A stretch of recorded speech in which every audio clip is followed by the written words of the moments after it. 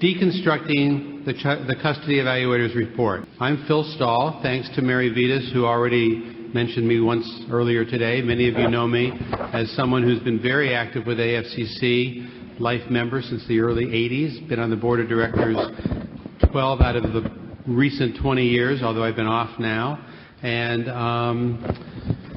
been doing a lot of child custody work, review work, and other kinds of work for a number of years. Pam, why don't you just quickly introduce yourself, and then I'm going to do a couple things. Sure. My name is Pam Sloan, and I am a practicing attorney of family law in Manhattan. And what we're hoping to do by the end of this 2 hours is to focus on, as well as the components of deconstructing the report, but also to talk about the dynamic of this team. It's interesting for me to come here and sit and listen to just the language that is used by lawyers when they're talking about the work of the mental health professionals in custody litigation, especially at an AFCC conference. It sounds much more like a killer trial lawyers kind of situation. And so to those of you in the mental health profession who were here this morning for Tim, who's fabulous in every way, this is not going to be as frightening. This afternoon's program is not going to be as scary. You don't think I'm scary like Tim? No, I think you're scary, but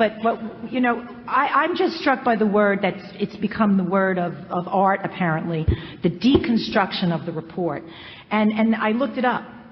And because I knew from college that it has something to do with French literature, it was a movement or something like that, but I didn't think that's what they meant. So it's the analytic examination of something as a theory, often, but in this case always, in order to reveal its inadequacy. And that's too negative for Phil and me. We don't want to do that. What we want to do is focus on the constructive way to deal with a mental health evaluation. Phil, who is one of the preeminent experts in this, who's been really fighting the fight for standards within his profession for many years, who's the author of this book. It's an ABA publication called Forensic Psychology Consultation in Child Custody Litigation. It's brand new. Phil's going to talk to us about what the mental health professionals who practice in this area need to be doing for their report to be good. I'm going to comment on what the lawyer's role can be, I think should be, but can be, it's up to you to decide, as we go through this process together, the child custody process. And there are many times for there to be an intersection between the mental health professionals and the lawyers. I just want to add this because it seems to me that even as a person who's done this for many years, there is reason for there to be some confusion right now about all these different issues. So if you already know this, please just indulge me, because my hunch is there are people here who don't. To simplify the issues that you've been hearing about today, I think this is a model that might work for you. We're really talking about the issue of experts in custody litigation. The first question, you've heard a couple of different speakers talk about Federal Rule 702, 703. The question is there a question, is there an issue in a case, or in this case, a custody case, that requires a judge to hear from an expert, someone who can render an opinion, someone other than just a regular ordinary witness?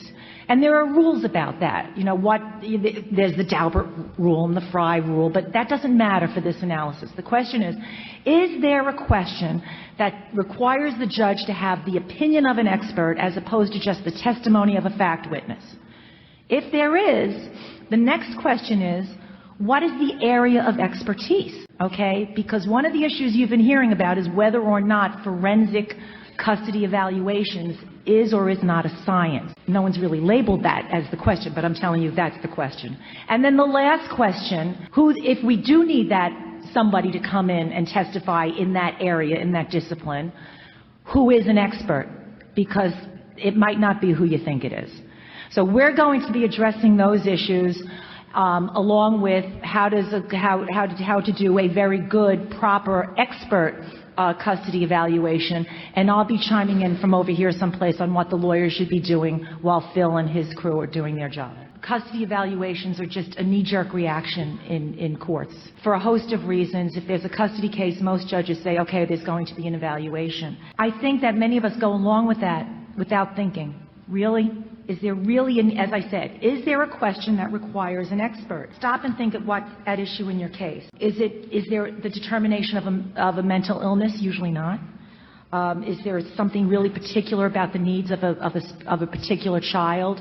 Usually not.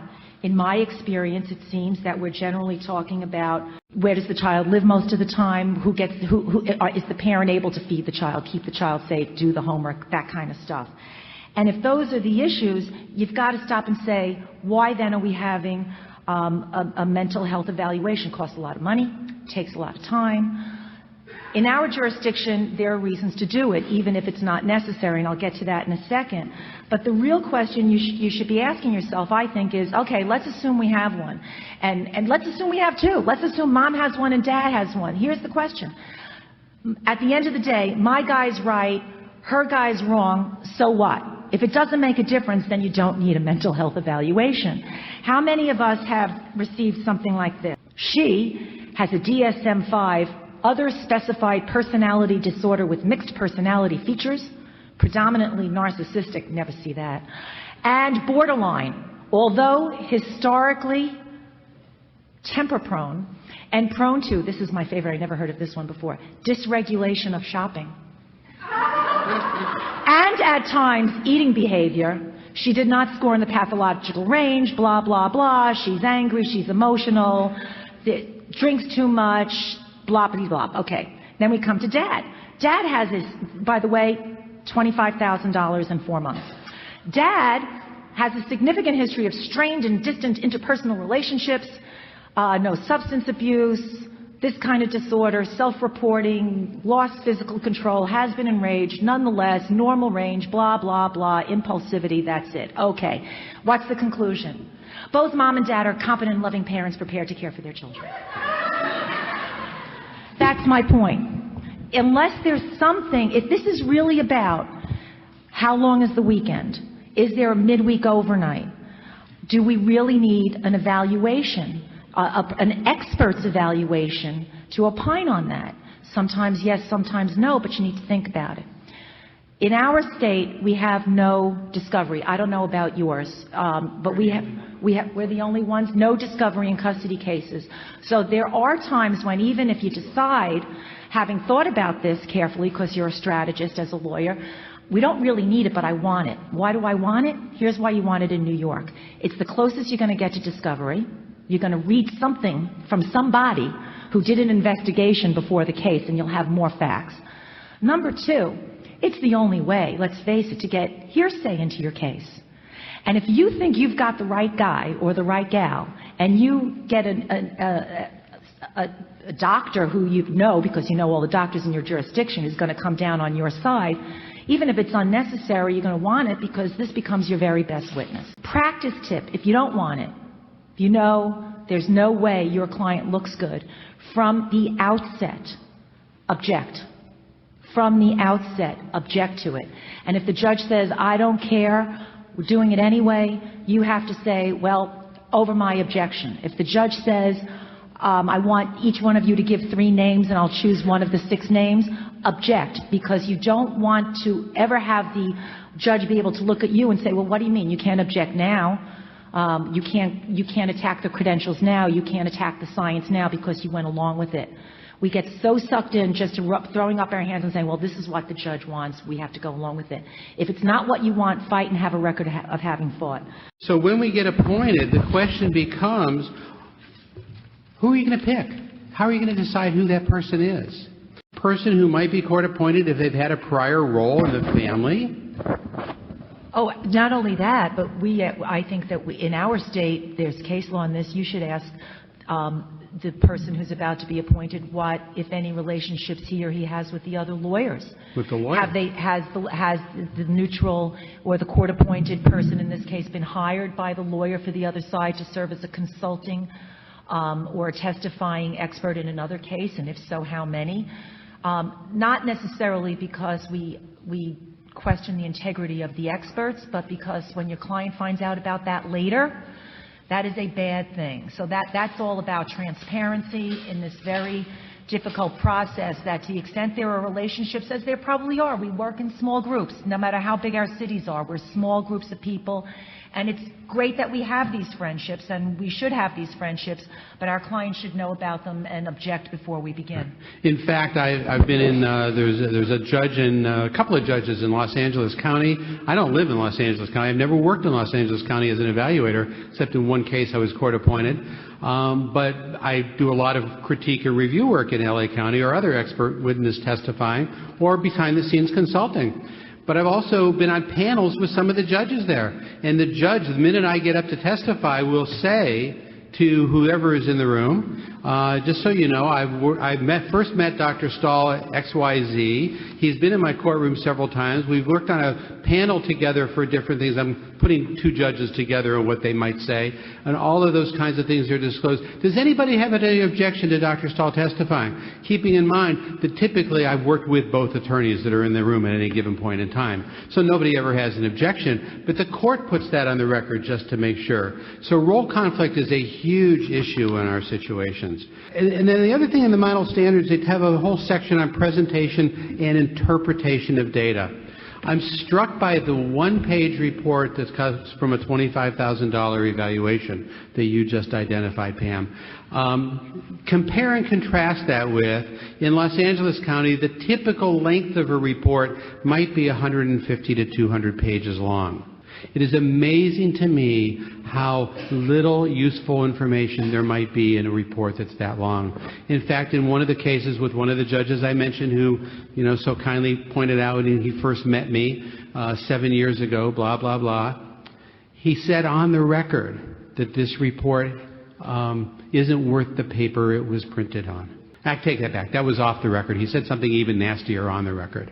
So the bottom line is we need to, and the key in that is that it has to do with the analysis and the interpretation of the data that's gathered. Forensic psychology refers to professional practice by any psychologist working within any subdiscipline of psychology when applying scientific, technical, or specialized knowledge of psychology of the law in order to address legal, contractual, administrative matters. So it's not who we are that determines whether or not our work is being a forensic psychologist. It's the work that we do that determines the fact that we are a forensic psychologist. And they say the guidelines apply in all matters where psychologists are providing their expertise. From what Pam tells me in New York, you know who's the daddy experts and always go for dads. You know who's the mommy expert and always go for moms. And you always know who the 50-50 folks are who are going to come up with like this. They're both wonderful parents in spite of all these things, and they both should be involved in their kids' lives.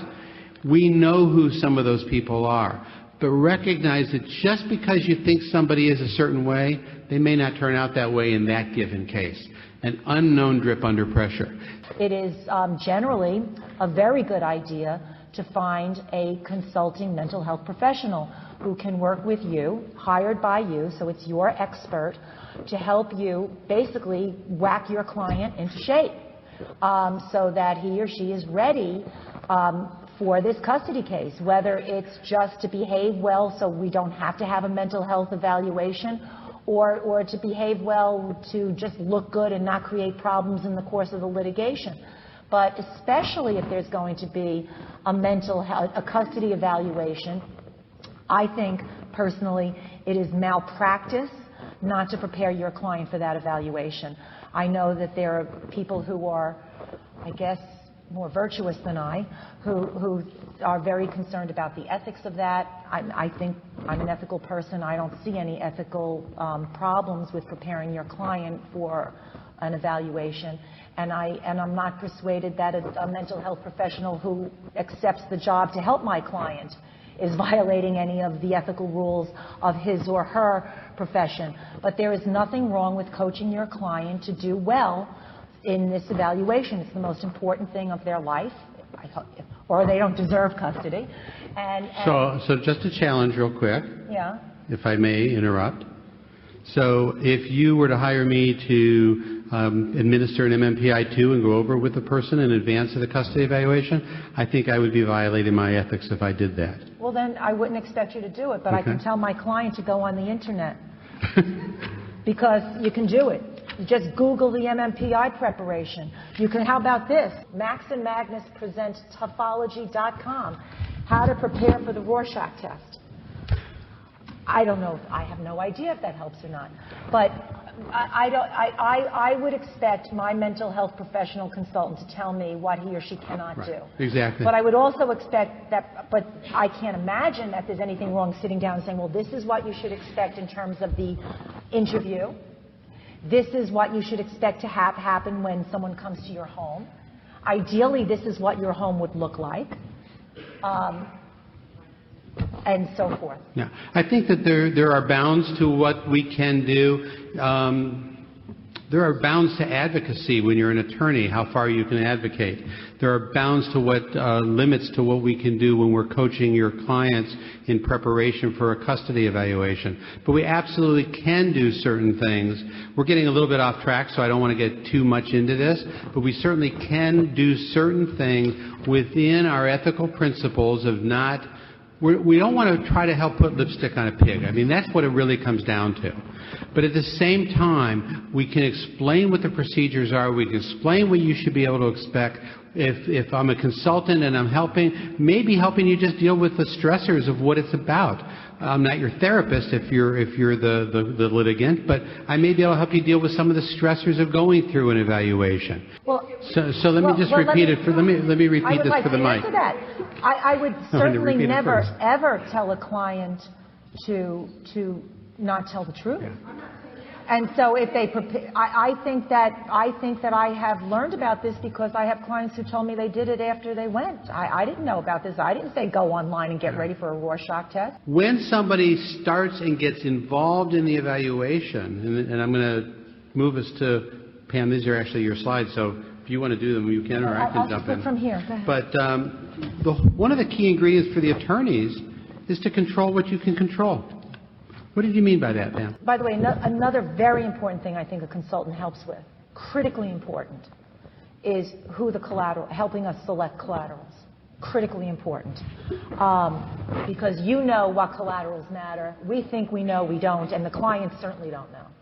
And attorneys are always blown away that collaterals matter at all because it's all hearsay. That's not something we understand in this process, but that's critically important. Control what you can control. Lawyers have a very different role from the mental health professional. We have a client who has set a goal that we hope is reasonable because he or she has worked with us. Our goal is to achieve, our job is to help that client achieve the goal. It's looking at our case. Our client is constantly worried about the other party's case. They're doing this, they're doing that, they hired this one, they're making their, blah, they're doing all these other things. And we're saying, go let them do that, that's their case, we're concerned about our case. So we can control our client, we can control how prepared our client is. I come back to it. I think that if you have not prepared your client to go and meet with all of you mental health professionals, if I don't know what questions are, I can imagine what they are. I've read enough reports to know what they are. If I don't go over that with them and say these are the kinds of questions, it's better not to bash your spouse. You know, make sure that you're clean and tidy and the house is, you know, it would be crazy for me not to do this. People prepare for high school exams. Well, it would be insane if they didn't prepare for the most important test of their life, which is this custody evaluation. And if I were you, frankly, and someone told me they didn't prepare, I would give them a big X. Because to me, that's just too flippant. Maybe I've just got it all backwards. But so control what you can control is your client's approach, your client's goals, and your client's preparedness. So let's look at what an evaluation is really meant to focus on. We heard a lot earlier today about it's about parenting. Well, I kind of agree, but I think it's much broader than about parenting. Among the things, we certainly have in each jurisdiction some understanding of what best interest of the child is. And I'm going to stand here and say that it's critical to know your jurisdiction, know your local court culture if there's a way that your local community approaches custody, approaches best interest, but we need to understand that too. But that's often very global. There was a handful of people whose hands went up that said that their states have specific factors that clearly identify what a court has to consider associated to best interests. We're also evaluating family relationships. There's a complexity associated with this. Many of you were in Tim's workshop this morning, and he made the comment that most forensic psychologists who are AVAP folks, the ABFP folks, do not do child custody work. Why? It's too contentious and it's too complex. Some may argue, why are we nuts and why do we do this work? But I have to tell you, I love the complexity of the work that I do. And part of it is we're not just evaluating competency to stand trial, which is a simple thing from what I understand. I've never done it, but as I talk to people who do those evaluations, and I took workshops to learn it to become the forensic psychologist I am, I learned how easy and simple this is. I'd be bored in about 22 seconds doing one of those kinds of evaluations. We're looking at kids functioning. We're looking at their developmental needs. We're looking at parents' ability to understand and meet those developmental needs. We're looking at parenting and the strengths and weaknesses of parenting. And just so you know, in some of my writing, if you've looked at it, I talk about that as a vertical relationship, which is a very, very important one. But what we're also looking at is the co-parenting relationship, the ability of these two parents to communicate, to make decisions together or not on behalf of a child. And I call that the horizontal relationship. And what we're looking at is the intersection between the two. We're looking at whether or not the horizontal issues, the inability to communicate, is affecting in some ways the child's developmental needs. We're looking at the inability to make decisions on behalf of the child and whether or not they're interfering with the child's developmental needs. A judge in a case of mine, not my case, but I know the judge well in Arizona, he had a case a couple of years ago where it came to his attention that in the first week of August, mom had taken the kid to the pediatrician to be immunized. In the third week of August, Dad took the kid to the pediatrician to be immunized. He was the first to hear about it in September. So we can see where the inability to communicate, the inability to make decisions together, and really can potentially harm a child. Forget best interest. Now we're talking potential harm. What about relevant factors? The lawyers, depending on your jurisdiction, I don't know how complete the orders of appointment are. In our jurisdiction, it varies from judge to judge, and some are very complete and some are just ridiculous. Well, they're not complete. We're being taped, right? We are being recorded. Okay. So they're inadequate. That's a good way of putting it. They're inadequate. That's the word I was searching for.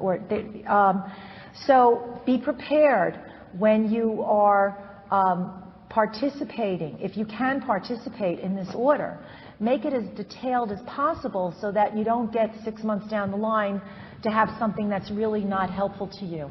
And the more detail, right along the lines of what Phil has listed here, and again in his book, I think it's something that I intend to use as a model for a draft order that I'll take to court on the days that I expect a custody evaluation order to be drawn.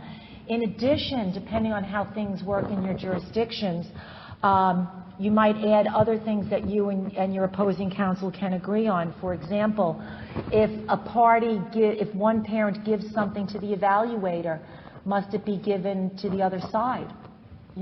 Most of us in New York think so. And not just New York. That's, I think, across the country, the expectation. But there's not an automatic order in our state. So we have to do this ourselves, where we like to say generally that things are transmitted to the evaluator through counsel, and whatever counsel produces is produced to the other side. Also in New York, we have really bizarre rules that go from courthouse to courthouse about who can look at the report. Believe it or not, there is a county in New York where the parties may not read the report. I'm sure no one's surprised that parties don't get a copy of the report, for all sorts of reasons. But we have rules that there is a place in our state where a parent cannot even read the report. We try to address those in our orders. And the other, notes, we talked about the notes. It's important to get the notes early enough so that if necessary, you'll have them transcribed. And I'm looking at you, Dr. Pizarro. I'm looking right at you. We got Dr. Pizarro's notes in plenty of time, but he had to actually read them to a court reporter. So within the context of this, the other piece that often happens is that we're getting appointed because of a particular question in mind. Often these cases have one of three kinds of components. They're allegation-filled. So what do I mean by allegation-filled? There may be abuse allegations, there may be substance abuse allegations, alienation, domestic violence, those kinds of things. They're allegation-filled, and we certainly need to be evaluating not only all the dynamics that I referred to earlier, but we're also going to be evaluating dynamics associated with those allegations. The other possibility is that it's a case-specific kind of thing that is unique to that case. It may be something about a child's special needs, for example. And we really want to focus in on and hone in on all these critical pieces, as always, but then how does it tie into a child's special needs and some of those dynamics? Or the third thing may be it's a topic-related thing, the most common of which that I know that's not so much allegation-related, but it's a full employment act for evaluators in California. I can certainly speak to that. And that is relocation cases. Some of you call them move-aways. I prefer the term relocation as the evaluator because it's the most neutral term I know of, whereas move-away has a negative connotation to it. But from the evaluator's perspective, I think the word relocation is neutral. And that becomes the focus, but we're still focusing on all these other pieces. And then within the context of that, we may also be looking at certain logistical pieces, like working conditions of each parent and when they work and don't work and how they transport the child to and from school and those things, how far apart they live from one another, if it's not a relocation case. And the other thing we're always often looking at, and certainly in a relocation case, is that which we call gatekeeping, the support of the child's relationship with the other parent. And it's relevant in many cases that in some jurisdictions that becomes the key ingredient, is how much does mom support dad's relationship or vice versa with the children, and that becomes the sole issue that gets addressed by some judges.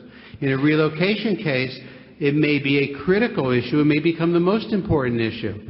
To my knowledge, or to my way of thinking, it should never be the only issue. And we should never be looking at that which tips the scale from 49 to 51, because then we may be giving too much weight to any one of those pieces we're evaluating.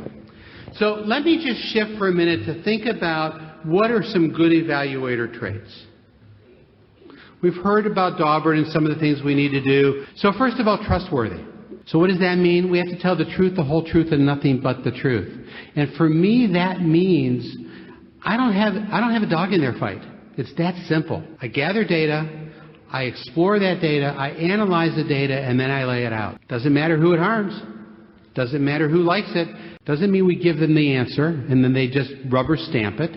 There's a lot of problems with that process. But we have to be loyal to trying to figure out, not only loyal to our processes, the AFCC model standards, the APA guidelines or forensic specialty guidelines, whatever it might be, and to the process of what a good custody evaluation is. We are not there to be helpful to anyone.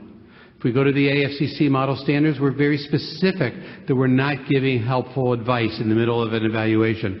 My consent agreement or statement of understanding, whatever you want to call it, the parents sign when I start an evaluation, specifically says I will not give any advice, I won't give interim recommendations. Those are things that are done that are helpful to somebody or someone who wants me to do those things. That's not part of a role for a child custody evaluator. Evaluators need to be courteous by providing informed consent of our process to parents, clear about the limits of confidentiality, that there is none, essentially. And we don't just do this with parents, we do it with kids, and we do it with every collateral witness with whom we're going to have some interaction. That they know up front that there's no secrets in this process, And they know up front that we're going to be utilizing the information in the way, for the purposes of what we're utilizing it for, and nothing else beyond that. Obedient. Well, I already talked about being obedient to the rules, model standards, and guidelines. California is the only state that has a rule of court that clearly identifies what an evaluation process is about. Can't tell you how many attorneys in California don't know Rule of Court 5.220. I can't tell you how many evaluators have never read 5.220, but I can tell you it's a lot. Because I get calls from attorneys and I say something about the evaluator didn't meet this piece of 5220, they didn't meet this piece of 5220, and the attorney says to me, what's that? Brave. Part of being brave is in a direct examination when I'm being asked about mom's strengths and dad's strengths and mom's weaknesses and dad's weaknesses. I got to tell you, I'm looking at mom when I talk about her strengths and weaknesses, and I'm looking at dad when I'm talking about his strengths and weaknesses. And I may be looking at the court when I'm talking about my analysis of those kinds of pieces. Clean. We'll talk about biases a little bit later on, because I think that's what clean means to me. And reverent, we have to have respect for everyone in this process, whether it's the parents, the kids, the attorneys, the court, and quite frankly, those who critique our work. An evaluator has to have the proper mindset. A, healthy skepticism. I don't believe anything I hear until I check it out. B, a recognition that mom's truth and dad's truth may be very, very different, and yet both of them are pretty accurate. Because mom's looking at this set of data and this piece of the picture. He was never home. All right, they exaggerate a little bit with it, but that's the picture. And he says, I was very involved with the kids.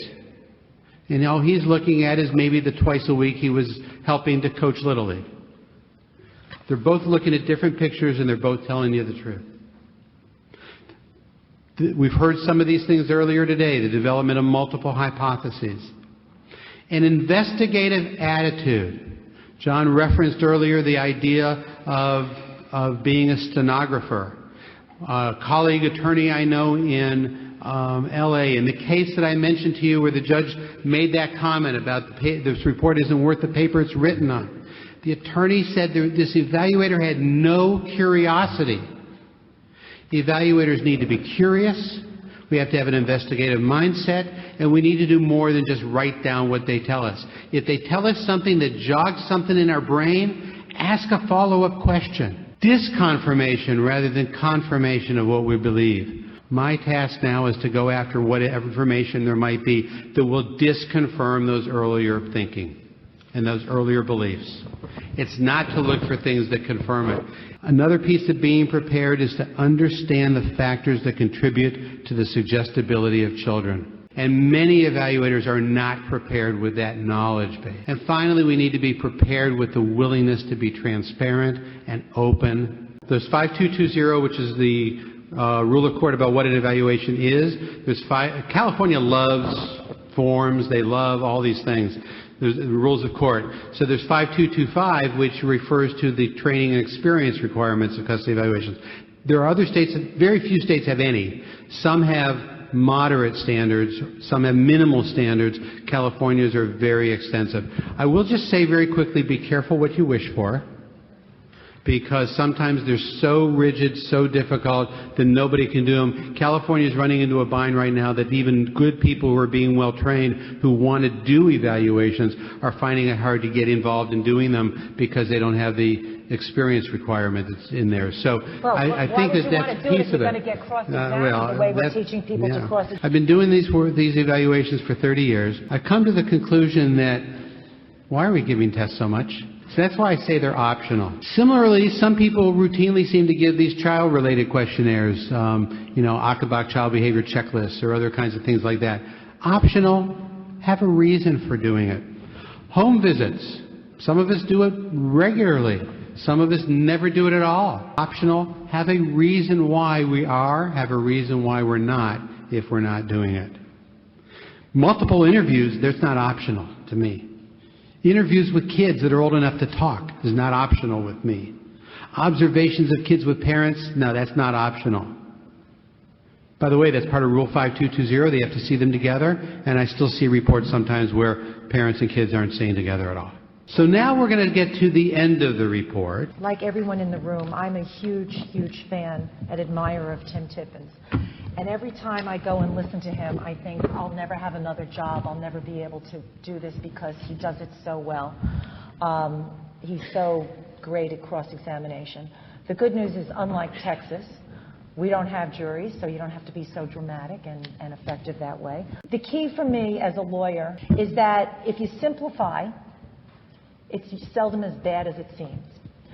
It's very easy for us lawyers to read the work, the clinical work of the mental health professionals and feel overwhelmed by the testing and the analysis because it's not stuff that it's not information that we're knowledgeable. I mean, we're reasonably knowledgeable about, but we're not educated in it. And especially if it's a bad report, we think, oh boy, what are we going to do? We panic, we start hiring experts, we do all that kind of stuff, instead of just taking a deep breath and simplify. There are 4 possible outcomes. There is a good report that you're told by your consulting mental health professional is well done, and the result is good for your client. Well, that's the best possible one. There is a well-written report that's terrible for your client. Well, that's probably the worst case scenario. There is a poorly written report that's good for your client, okay, and a poorly written report that's bad for your client. Depending on which of those 4 options you've got, you need your strategy. One of them, I suppose, requires a testifying expert. The poorly done report that's bad for your client requires a testifier to come in and explain what's wrong with the report. The well-done report that's bad for your client, I don't know.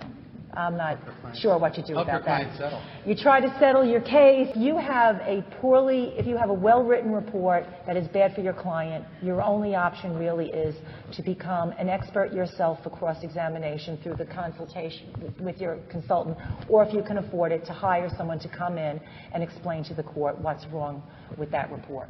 And let me just really clearly make sure everybody's clear. Those are 2 separate and distinct roles. If you weren't in Tim's workshop this morning, he made that abundantly clear.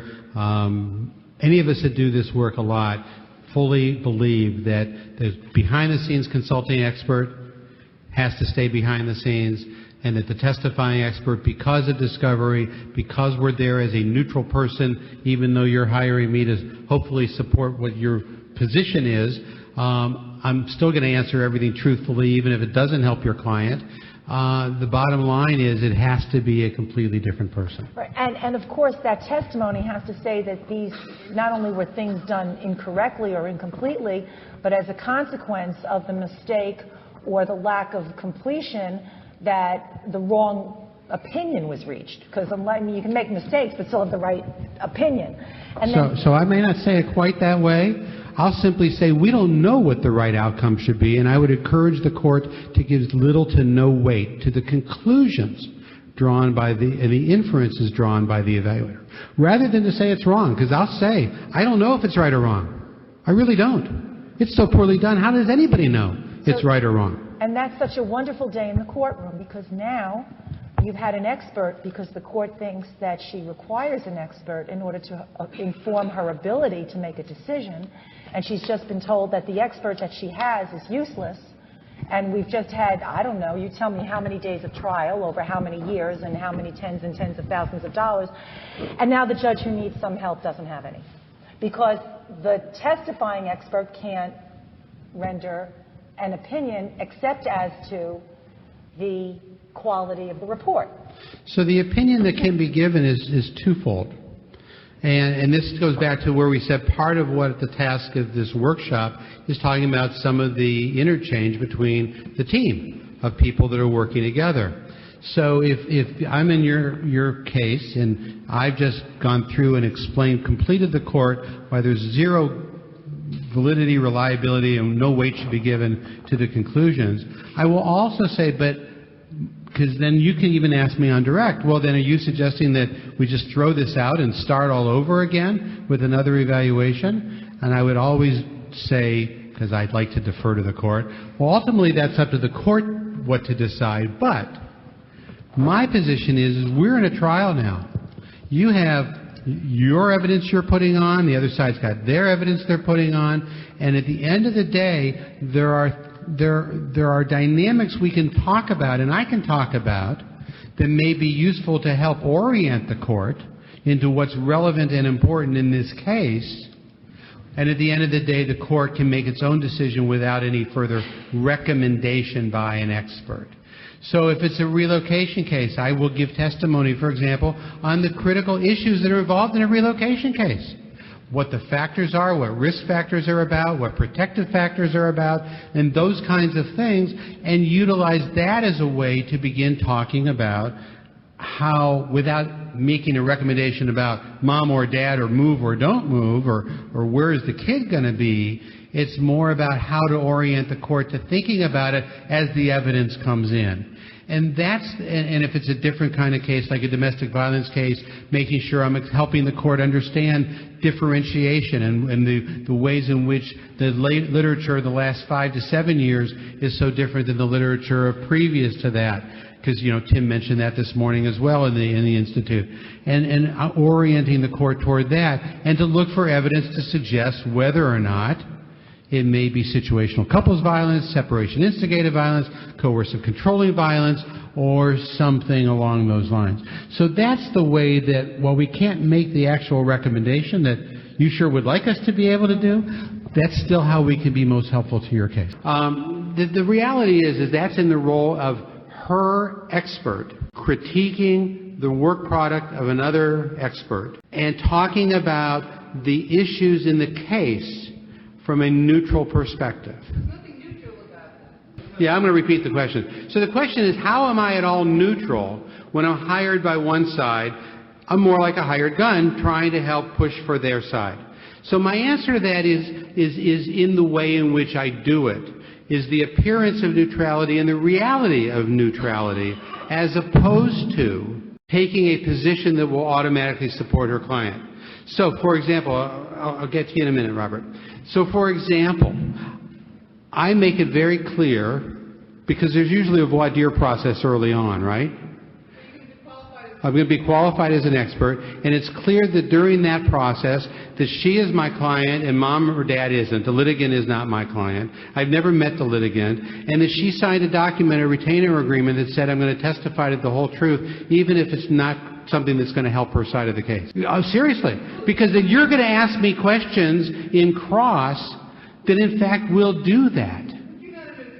I am not a neutral. I'm not a court-appointed neutral, but that doesn't mean I'm not neutral in my testimony. One of the things that's critical to me is to be very clear that just as it was custody evaluator, I'm evaluating strengths and weaknesses of mom and dad. As a person hired by her to trash the report, I'm nonetheless focusing on the strengths and weaknesses of this process. And I got to tell you, it's ultimately in the eye of the court whether or not my testimony comes across as neutral or comes across as a hired gun. I can't answer that. Somebody else will have to answer that for my testimony, but I've never been thrown out of a court, and I know some people who have been. John, you were going to make a comment. So the comment, just for the recording, is to be hired without knowing even which side the attorney represents. It helps take retention bias completely off the table. But may I? Go, please. Those are nice ideas, but I would think that after all these years, we're grown up enough and have enough integrity, I would hope, that even if I said, I'm looking at you, April. April, I've got this report from Pizarro. I'm looking at you now. I have no idea. He trashed me on my client on such and such. Can you look at this and tell me? Tell me, what can I do with this? That's really how I go to somebody. What can I do with this? And if April says, you're screwed, he did a good job, I would have done it differently, but it doesn't change the result. You need a plan B, Pam. This is not going to work. That's fine with me. Because we're calling people of integrity. I understand bias is really important in your field, and everyone has it and all that. But I think that we can all have it, and we can still have a lot of integrity. And so if I would expect that the people I trust to tell me when they say, yes, I can help you, it's because They think that they genuinely think that there is something wrong, and they can help me with testimony that can help me advance my client's case. So part of what I will do... Maybe I'm naive, I don't know. So Pam, let me be real clear with you. I'm going to tell you what I can do to help you advance your case, and part of my job, if I'm going to be the testifying expert, is to warn you in advance of that which I might end up doing that will hurt your case. Of course.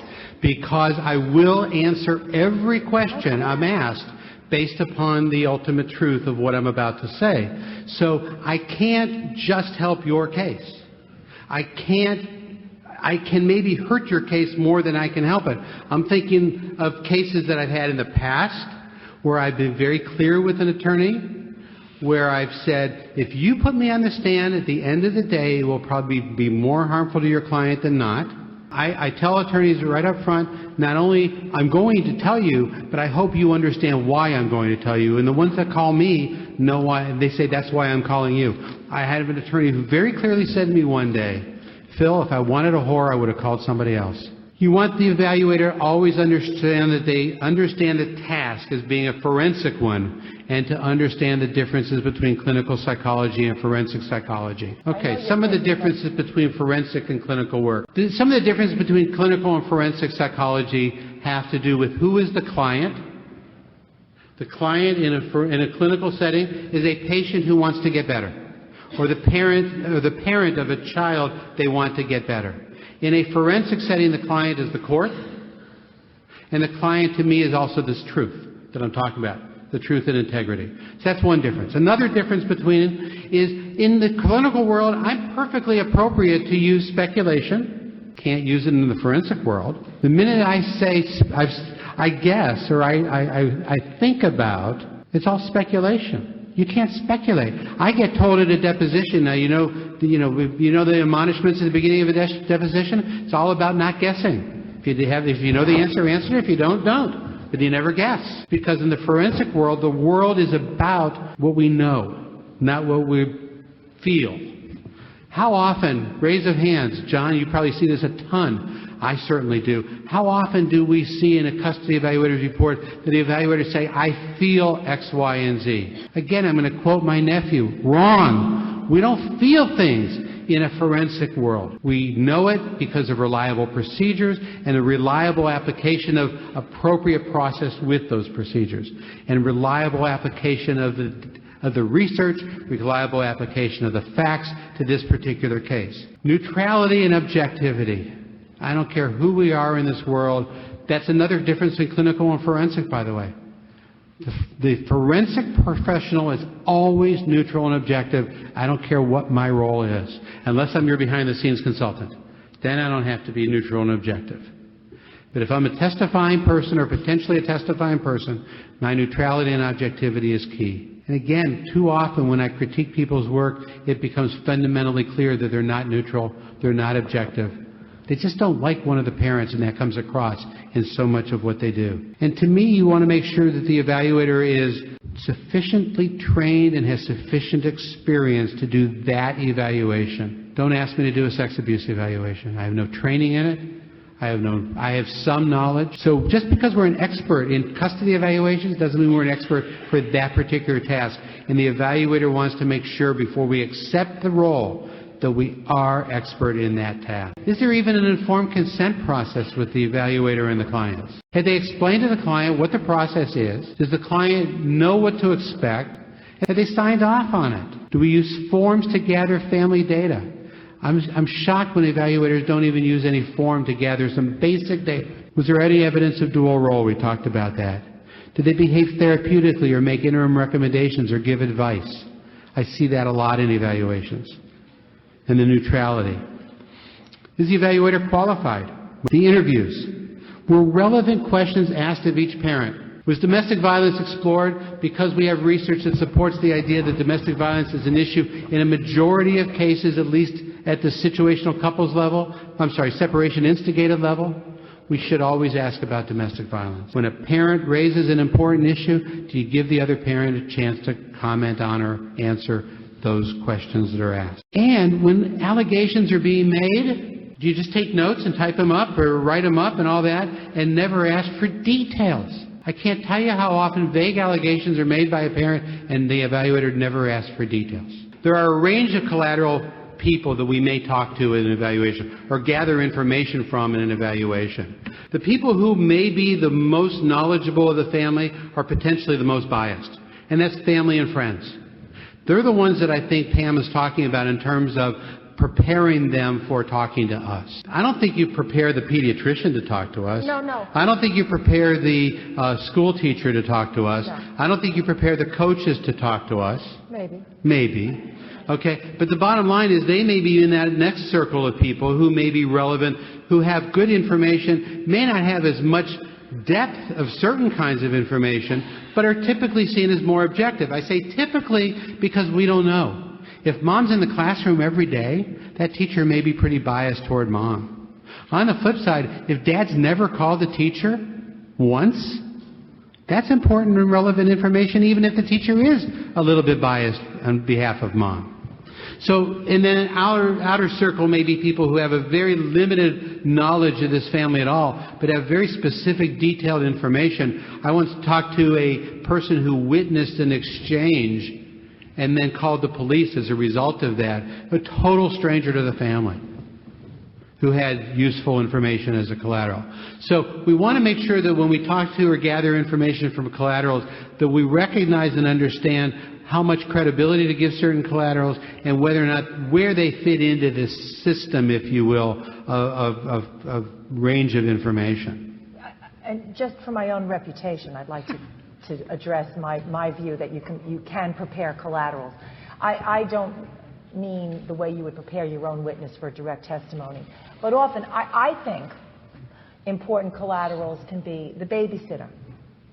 Oftentimes a babysitter who's aligned, it might very well say she's aligned with my client and she's afraid. You know, you have an undocumented person or someone who's being paid off the books, you know, typical New York City situation. My idea of preparing that person is to talk to her, to meet with her, and simply put her at ease and say, you're going to meet this doctor, you should tell the truth, your job's not at issue, you know, that kind of thing. I don't do a give and take and practice questions with someone like that. But very often they're unwilling to go unless you have that. I'm looking over here. I don't know if you agree with me, but unless you've had that kind of interaction.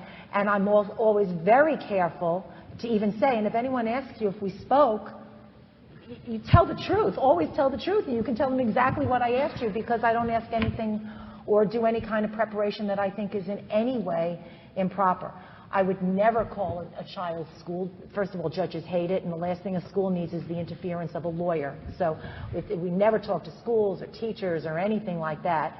And to the extent, though, there's a family member who is insisting on being a collateral, sure. You know, I try to explain to mom that there will be no good by going in there and telling Dr. Kutchuk just what a lousy piece of shit this guy has been from the first day he came to pick up your daughter, and you always knew this. No, I mean, don't do that. But that's the kind of prep I'm talking about. Not putting words in They say it anyway. You know, I got to tell you, no matter... trying to get people not to go or not to say anything. No matter... Do the lawyers here disagree with me on this? So just so you know, we all try to prepare our clients for whatever. You all try and do that. I got to tell you, I don't know that it helps that much. So the question is, if I'm a behind-the-scenes collateral and you're the evaluator and you ask the parent, have you spoken to any mental health professionals about your situation, whatever it is, if they give my name and then you get that name, is there some violation of attorney-client privilege? My view is I don't know that we should be asking that question. And the way that you refer to it. And what I would say instead is, if you want to ask that question, not counting your attorney or anybody who's working with your attorney. Are there any mental health professionals that you've talked to, blah, blah, blah, blah, blah. And the reason for that is to make it clear that you respect, as the evaluator, the role of attorney-client privilege. I don't think we should be asking clients whether they've been coached for the evaluation process without that kind of an admonition about, except for talking about your attorney or anyone hired by your attorney. Because again, I think that we're encroaching on something that should be attorney-client privilege, and I, for one, don't think that's something we should be doing. It's actually work product. It's under Covell. It is work product. Hired to help, an expert hired to assist an attorney in preparing his case or her case. So it's work product. California has a new case law related to that. It's not at all in a mental health related case. It's a different kind of case about the differences between work product and that which is not. I think that the reality is the client, the litigant parent, doesn't know sometimes not to answer that question without divulging the work product information. And that's why I think if we ask it, we have to respect the process well enough to ask it in a way that doesn't put the client in that position. So the comment was that this person believes that it's important to ask about preparation on the testing materials themselves. I get the conflict. I get the dilemma. I truly do. I have a tremendous respect for work product and attorney-client privilege. I have tremendous disrespect for the person who would be in my role as a work product attorney, client to expert, behind-the-scenes expert for her, doing those things of the Rorschach or the MMPI or any of that. Tremendous disrespect for someone doing that, because I think that is an ethical violation, in my opinion. I don't know the right answer to the dilemma other than the one I gave you. Evaluators need to be prepared to talk about, and when we approach the critique, the relevance to what's going on. So, I break biases into several kinds. Research bias, where we only cite research that's on one side of the issue, the side that supports a position that you believe. Personal prejudices, personal beliefs like children under 2 belong with their moms, or relocation is always bad, moves are bad like this, or the children don't lie. Wanting to please a referral source, retention bias. Knowing a judge too well that you want to play into the judge's preferences. And avoiding being stereotyped. I'm not an evaluator who favors mothers, even though it's my reputation, so in this case I'm going to lean more dad's way. Real quick on another aspect about biases. There's a concept called heuristics. For those who don't know of a book by Kahneman, I can't remember his first name at the moment for some brain reason, the book is called Thinking Fast and Slow. And really what heuristics are simple, efficient rules that describe how people make decisions or reach conclusions when faced with complex problems. Heuristics can lead us to focus on only one aspect of a problem. We ignore information in front of us and emphasize some factors and minimize others. And the use of heuristics often go unrecognized by evaluators. What I want to do is simply say, if you're an evaluator, before you send your report, read it like I might be reading it based on what I just said. If you're an attorney and you like the report, the other side may not, and they're going to maybe hire someone to challenge it. Do you play that game or not? That's up to you. If you don't like it, like in that piece, is it bad for your client and it's a bad report? Get a second opinion. There's nothing wrong with that. But ultimately, at the end of the day, make sure there's clear boundaries in the roles, or else whoever you hire is at risk of bias as well in that role. We expect our children to prepare for the SAT, but we can't prepare to... Hundreds of thousands of dollars worth, apparently. Have a custody. The fundamental problem is that we decide custody cases in an adversarial system. And most of the people here don't like that. I mean, just by virtue of being members of this organization. The lawyers and the mental health professionals, we're not happy about that. But that's the way it is. And so unless someone tells me it's unethical to prepare my client for a very important meeting, that's what I think my obligation is to do. I would never, ever advise my client to tell anything other than the truth. And I stand by the fact that I would think that you would feel less of me if you thought I sent my client into the biggest meeting of her life and said, yeah, just go have a good time, let me know what happens. I thank you all very much for your attention. I'm going to echo what John said earlier. If you have any questions,